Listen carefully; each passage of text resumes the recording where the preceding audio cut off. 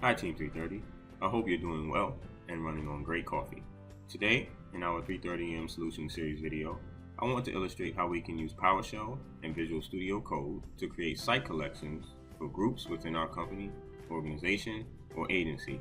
And by utilizing these tools, we will simplify the process of initializing sites and granting access to resources in Office 365.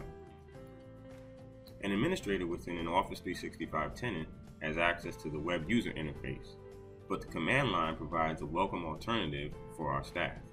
First, we need to ensure we are connected to our tenant. We connect to our tenant using the command on screen, connect-spo service. We have it listed here in Visual Studio Code, as well as here in Windows PowerShell. Once we have an active connection, we will need to execute the following commands to create our new site collection and site collection administrative group.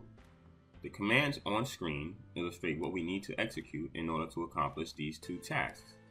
We're going to create the promotion site collection. We're going to use a template for it called a team site. We're going to update the storage quota to be 1 GB. We're going to update the time zone to be the Eastern Standard Zone. And we're going to put a title on this site collection of promotions site collection.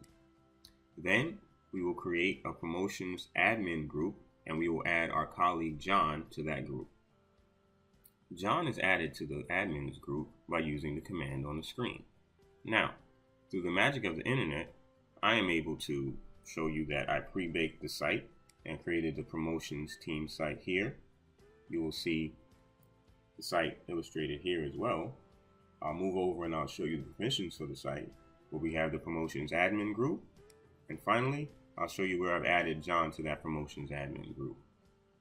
The ability to perform bulk operations will highlight the beauty and value of using PowerShell and Visual Studio Code.